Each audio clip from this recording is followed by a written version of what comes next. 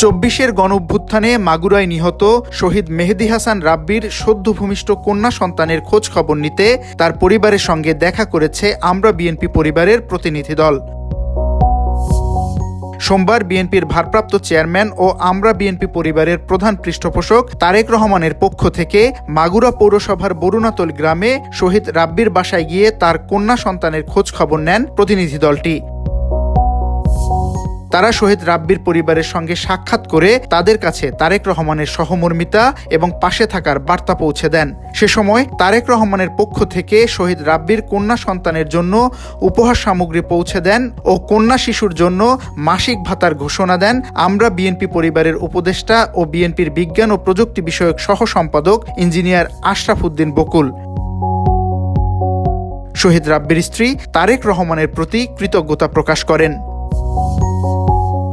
VOD Bangla news desk.